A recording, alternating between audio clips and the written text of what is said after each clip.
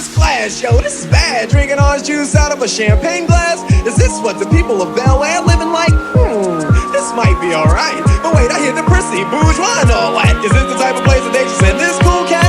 I don't think so. I'll see when I get there. I hope you're prepared for the Prince of Bel Air. Welcome back to Ben's Episto channel. This is a video entry into Wojo 77's 220 subscriber contest. In this contest, Wojo 77 is giving away 10 Ramshorn Snails, which is pretty cool. They look pretty awesome in his tank. I've got one in my shrimp tank, and I'd love a few more. So you should enter this contest as well. I believe it's just a USA only contest. I probably wouldn't be shipping Ramshorn Snails across international borders either.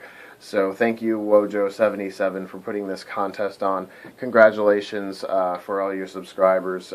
Even one subscriber or two subscribers, it doesn't really matter.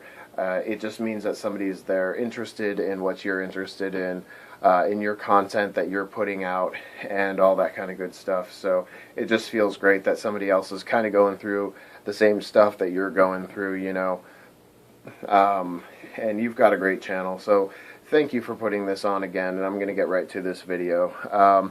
You didn't really put any rules to the video and what our video should be about, so I'm just going to make mine about my adventure in fish keeping. When I was about 8 or 9 years old as a child, my parents got a 55-gallon tank and stocked it with African cichlids. I remember a lot of aggression and definitely a lot of deaths, and me crying about poor fishies dying and everything and being picked on. So I love the African cichlid tank.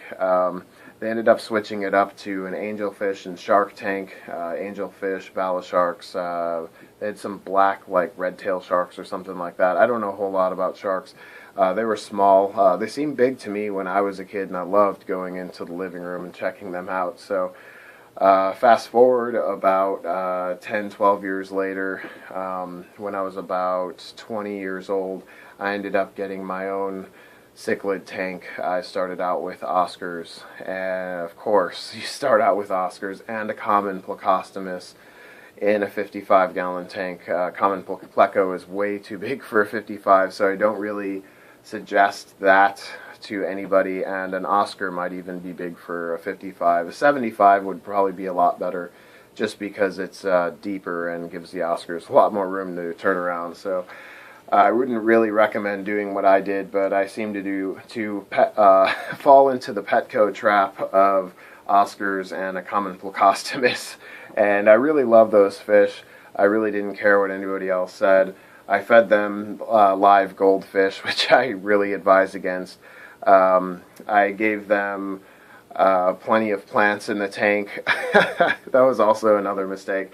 And I also put a Australian blue crayfish, or whatever they called it, in the tank, and they tore that apart. I thought it was going to be okay because the pleco was okay, but I didn't know what a beast pleco can be, and crayfish is definitely no match for two fully grown Oscars. So I ended up giving those away to a good home after I got a 75-gallon for the Oscars, and now I keep dwarf cichlids. Dwarf cichlids are from South America for the most part, South and Central America, and they're great. They don't usually get over 3.5, 4 inches long, the males, and the females are obviously smaller. They're very colorful. They've got a lot of attitude, just like a big cichlid, but just in a little tiny package. So I've been really enjoying that. On the tank on the left, I've got Epistogramma mcmasteri. On the tank on the right, I've got Epistogramma cockatoides. I'll go ahead and move the camera right here so you guys can see I'm using a pretty crappy camera. I am using a cell phone, but I have flipped it sideways, Wojo, so no complaints from you, hopefully. That's my Epistogramma mcmasteri male right there, and my female's usually hiding. And here's my Epistogramma cockatoides male. This is a quad red, so he has got red on 4 of his sets of fins, and there's his female right there, and she's a triple red.